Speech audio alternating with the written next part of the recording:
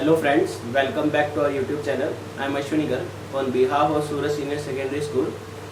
Today I discuss with you the topic of the class 11, subject is business studies, and the topic of our class is function of commercial bank. The function of commercial bank is furtherly divided into three parts: primary function, secondary function,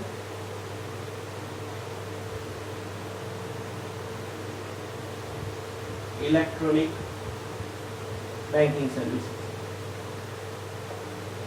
These are the three functions of the commercial bank. Primary function like as the accepting deposits, advancing loans. Means कभी भी आपका कोई commercial bank है, उस bank के पास कभी भी कोई भी मनी अगर डिपॉजिट की जाएगी तो वो बैंक मनी को एक्सेप्ट करता है, वो एक्सेप्टिंग डिपॉजिट में। इसी तरह बैंक जो है अपनी डिपॉजिट को फर्दर पार्टी को लोन के रूप में प्रोवाइड करता है, वो आपका क्या बन जाएगा, एडवांसिंग लोन। इसी तरह सेकेंडरी फंक्शन में आपकी लोकल फैसिलिटी आ जाएगी, या फिर आप ये कह सकते हो बैंक ड्राफ्ट आ जाएगा, लोकल फैसिलिटी, बहुत सारी फैसिलिटीज हैं जो आपके बैंक के सेकेंडरी फंक्शन में आएगी। इलेक्ट्रॉनिक बैंकिंग सर्विस के अंदर आपका डेबिट कार्ड फैसिलिटी है, क्रेडिट कार्ड फैसिलिटी है, नेट बैंकिंग है, मोबाइल बैंकिंग सर्विस, ऐसी बहुत सारी फैसिलिटीज हैं जो आपकी इलेक्ट्रॉनिक बैंकिंग सर्विस के अंदर आएंगी। Today I discuss only the part of the primary function, and the part of the primary function is the accepting deposit. What do you mean by the first function, accepting deposit of the commercial bank? Accepting deposits by the bank can be in the different form: fixed deposit account,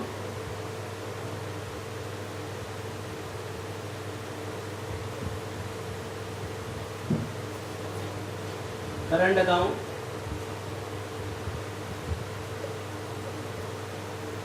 saving account,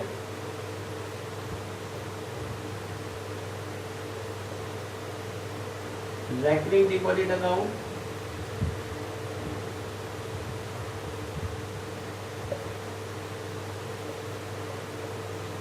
and last one is the multi-option deposit account.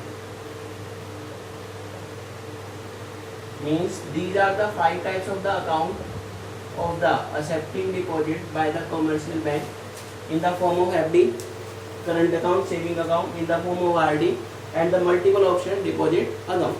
Now I explain all the accepting deposit bank account in detail with you. The first one is FD, means fixed deposit account. Fixed deposit और time account, नाम से mention है fix deposit. इसके अंदर जो amount है वो आपकी फिक्स रहेगी, एंड फिक्स टाइम, इसके अंदर जो टाइम पीरियड है वो टाइम भी आपका फिक्स रहेगा। आप टाइम पीरियड 1 ईयर के लिए एफडी करवा सकते हो, 5 ईयर के लिए एफडी करवा सकते हो। इसके अलावा और भी टाइम पीरियड है, आपको कभी भी जितनी भी अमाउंट की एफडी करवानी है वो एफडी आप फिक्स डिपॉजिट अकाउंट में करवा सकते हो।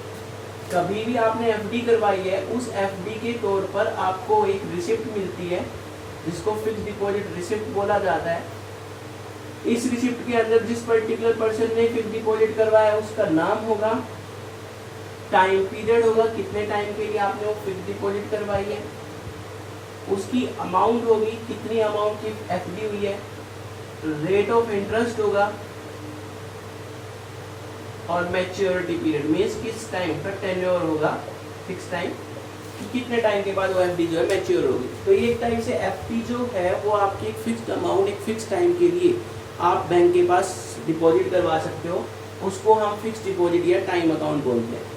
इसके साथ साथ फिक्स डिपॉजिट में जो आपको इंटरेस्ट मिलता है वो इंटरेस्ट आपका सबसे हाईएस्ट इंटरेस्ट रेट होगा। इस इंटरेस्ट रेट से आपको जो है इंटरेस्ट मिलेगा बैंकिंग के फील्ड में। बैंक जो है वो कितनी भी अमाउंट बैंक के पास डिपॉजिट होती है उसमें जब भी इंटरेस्ट प्रोवाइड करता है वो एफडी का इंटरेस्ट बाकी इंटरेस्ट रेट के कंपैरिजन में हमेशा क्या होगा, ज़्यादा होगा। इसके साथ साथ आप इसको कभी भी टाइम से पहले ब्रेक नहीं करवा सकते, कभी भी आपको एफडी को टाइम से पहले ब्रेक करवाना है तो बैंक उसको ब्रेक कर देगा, लेकिन उसके बदले आपसे कोई ना कोई डिस्काउंट चार्ज करेगा। तो बैंक उसके लिए डिस्काउंट चार्ज करेगा और आपको वो अमाउंट जो है रिफंड कर दी जाएगी। तो एक टाइप से जो आपका फिक्स डिपॉजिट अकाउंट है, उस फिक्स डिपॉजिट अकाउंट को हम इस बेस पर एक पर्टिकुलर टाइम के बाद उसकी पेमेंट करनी है, जिसको हम टाइम लायबिलिटी बोलते हैं बैंक के लिए। कहने का मतलब जैसे ही टाइम कंप्लीट हो जाएगा, बैंक को उस टाइम के बाद वो फिक्स्ड अमाउंट विद इंटरेस्ट उस पर्टिकुलर पार्टी को, अकाउंट होल्डर को प्रोवाइड करनी पड़ेगी, जिसने उस पर एफडी करवानी। तो ये आपका एफडी के बारे में था, fixed deposit and time deposit account. Now the next one is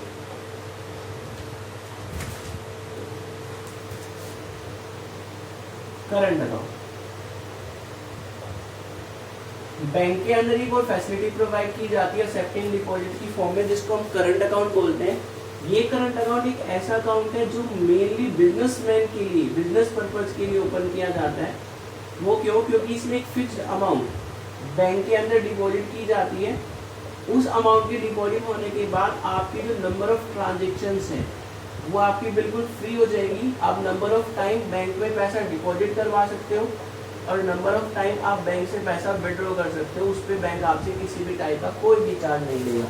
तो जो भी आपके बिजनेस ऑर्गेनाइजेशन है या बिजनेसमैन है, उनकी बैंकिंग के साथ डीलिंग है, वेरियस टाइप की पार्टीज के साथ डीलिंग होती है, तो उन्हें अमाउंट की पेमेंट भी करनी पड़ती है और उन्हें जब भी उन्होंने गुड्स होल्ड किया तो उनकी अमाउंट मिलेगी भी।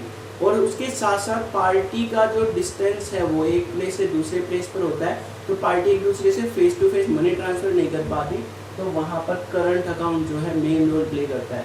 उससे इसमें क्या होगा, बैंक अगर आपके बिजनेसमैन को पेमेंट करनी है तो वो करंट अकाउंट में पैसे डिपॉजिट करवाएगा और वहाँ से वो उस पार्टी के अकाउंट में मनी ट्रांसफर हो जाएगी।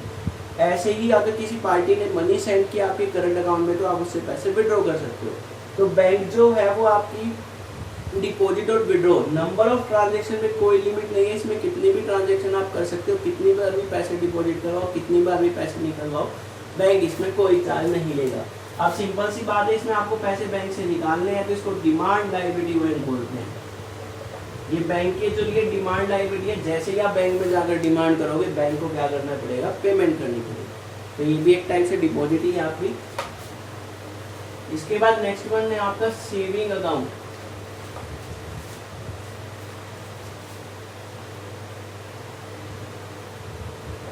सेविंग अकाउंट आपका एक वेल नोन अकाउंट है जिसके बारे में मेनली सभी पर्सन जानते ही है।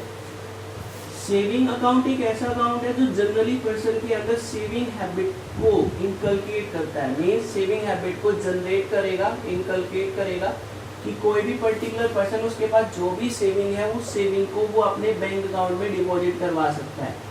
हाँ, इसके अंदर नंबर ऑफ ट्रांजेक्शन्स की लिमिट होती है कि आपको जो है अपनी कम से कम ट्रांजेक्शन 6 मंथ के अंदर नियर अबाउट 20 करनी है, लेकिन आपको इसके अंदर एक फिक्स टाइम के अंदर एक ना एक ट्रांजेक्शन विड्रॉ की करनी ही होगी। ये नहीं कि आप बार बार मनी डिपॉजिट करवाते जा रहे हो और विड्रॉ कर नहीं रहे, तो वहाँ पर आपको प्रॉब्लम फेस करनी पड़ सकती है। आपका बैंक जो अकाउंट वो ब्लॉक कर दिया जाएगा। इसलिए सेविंग बैंक अकाउंट में आपको टाइम टू टाइम जो भी डीलिंग करनी है वो डीलिंग तो आप करोगे ही।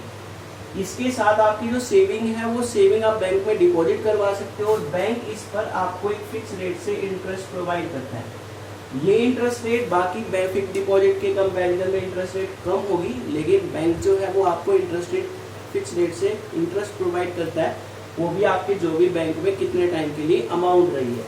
तो सेविंग बैंक अकाउंट को भी आप क्या बोल सकते हो, demand liability for the bank बोल सकते हो।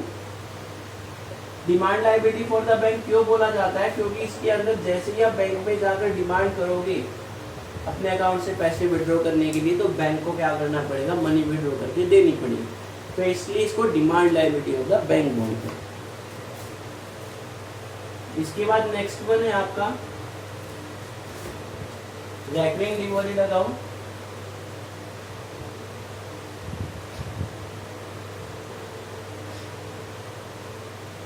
रेकरिंग डिपॉजिट अकाउंट एक टाइप से आपकी एफडी फिक्स डिपॉजिट की तरह ही है। एफडी में तो क्या होता है, एक बार में ही मनी डिपॉजिट होती है फिक्स टाइम के लिए, लेकिन रेकरिंग डिपॉजिट में क्या होता है, आप रेगुलरली मंथली बेसिस पर इस अकाउंट में मनी डिपॉजिट करवाते हो। बैंक आपको आरडी की फैसिलिटी प्रोवाइड करता है रेकरिंग डिपॉजिट की, कि एक फिक्स टाइम के लिए आप बैंक में एफडी ओपन करवाते हो, आरडी ओपन करवाते हो, सपोज मान लीजिए 5 ईयर के लिए, तो उस केस में हर मंथ आपको एक फिक्स अमाउंट बैंक के पास डिपॉजिट करानी होगी या आपके बैंक अकाउंट से डिडक्ट होगा, वो आपके रेकरिंग डिपॉजिट अकाउंट के अंदर डिपॉजिट हो जाएगी। तो इस केस में जितने टाइम के लिए आपने बैंक में आरडी करवाई है, उस टाइम के कंप्लीट होने के बाद बैंक जो है आपको इंटरेस्ट के साथ वो अमाउंट वापस कर देगा। अब इसके अंदर मेन बात क्या होती है, इसमें इंटरेस्ट के ऊपर इंटरेस्ट मिलता है। जितना इंटरेस्ट आपका हुआ है, सपोज मान लीजिए 5 ईयर, तो 1 ईयर के बाद वो आपकी जो अमाउंट थी, सपोज 1 लाख पर हमारा इंटरेस्ट है 5% की रेट से, तो 1,05,000। अब नेक्स्ट टाइम जो इंटरेस्ट मिलेगा वो 1,05,000 पे मिलेगा, ना कि 1 लाख पर। तो इस तरह से जो भी हमने अमाउंट डिपॉजिट करवाई है रेकरिंग डिपॉजिट पर, इस पे जो है वो हमारी अमाउंट जो है इंटरेस्ट पे इंटरेस्ट मिलती है। फर्स्ट पर मंथ अगर हम अमाउंट 5,000 डिपॉजिट करवा रहे हैं तो फर्स्ट मंथ से 5,000, नेक्स्ट मंथ फिर आपने 5,000 डिपॉजिट करवाए हैं तो फर्स्ट मंथ पे तो 5,000 से इंटरेस्ट मिलेगा, लेकिन सेकेंड मंथ में आपको कितनी अमाउंट पे इंटरेस्ट मिलेगा, 10,000 पे। तो ये रेकरिंग डिपॉजिट है कि बार बार आप बैंक में आपके अकाउंट डिपॉजिट होकर वो इकट्ठी हो जाएगी और एक फिक्स टाइम के बाद विद इंटरेस्ट बैंक आपको अमाउंट प्रोवाइड करेगा। तो एक फिक्स टाइम के बाद अमाउंट प्रोवाइड की जाती है, तो इसको भी हम क्या बोलते हैं, time liability for the bank. Fix deposit और आपकी रेकरिंग डिपॉजिट, ये दोनों क्या है, टाइम लायबिलिटी फॉर बैंक है। करंट अकाउंट और सेविंग अकाउंट, ये दोनों ही बैंक के लिए क्या है, डिमांड लायबिलिटी, क्योंकि आप बैंक में जाकर जैसे डिमांड करोगे करंट अकाउंट और सेविंग अकाउंट में, तो बैंक को आपको पेमेंट करनी पड़ेगी। लेकिन फिक्स डिपॉजिट और रेकरिंग डिपॉजिट में फिक्स टाइम के बाद बैंक के ऊपर लायबिलिटी आती है कि इस टाइम के बाद बैंक को जो है विद इंटरेस्ट पेमेंट करनी पड़ेगी। I hope it's clear to you. Now the last part of the primary function means the accepting deposit, multiple option deposit account, जिसको हम मल्टी ऑप्शन डिपॉजिट अकाउंट भी बोल सकते हैं।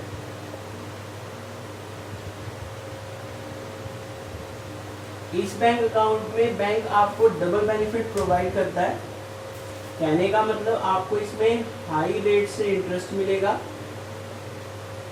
और दूसरा आपका जो चेक है वो डिसऑनर होने के केस से बच जाएगा,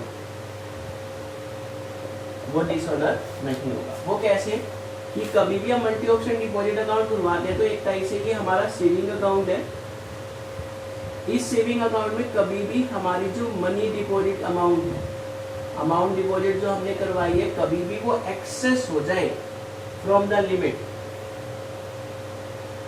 तो उस केस में सेविंग अकाउंट की लिमिट से कभी भी ज्यादा अमाउंट डिपॉजिट होती है तो ये अमाउंट जो एक अलग से अकाउंट ओपन होगा, उसमें ट्रांसफर हो जाती है, जिसको हम एफडी बोलते हैं, फिक्स डिपॉजिट अकाउंट। और इस पे जो हमें इंटरेस्ट मिलेगा वो अब एफडी की इंटरेस्ट रेट से इंटरेस्ट मिलेगा, मींस हायर इंटरेस्ट रेट से हमें इंटरेस्ट मिलता है। ऐसे ही फ्यूचर में कभी भी बैंक ने, हमारी पार्टी ने कोई चेक इशू किया है और चेक इशू करने के बाद हमारे उस सेविंग अकाउंट में अमाउंट जो है वो कम है, लेस अमाउंट है of the cheque amount. Cheque है हमारा 1 लाख और हमारे अकाउंट में स्मॉल 80,000 है, तो 20,000 रुपीज जो वो इस एफडी अकाउंट से ऑटोमेटिकली क्या हो जाएंगे, ट्रांसफर हो जाएंगे और हमारा ये चेक जो है वो डिसऑनर होने से बच जाएगा, डिसऑनर नहीं होगा।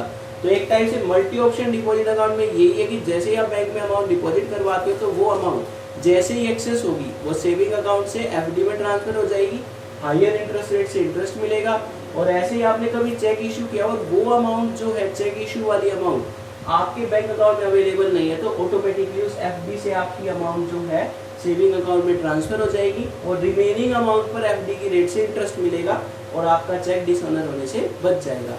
तो today I discuss with you the accepting deposit, the part of the primary function of the commercial bank, the FD, fixed deposit account, current account, saving account, RD, recurring deposit account, and the last one is multi option deposit account. I hope it's clear to you. Thanks. Have a nice day.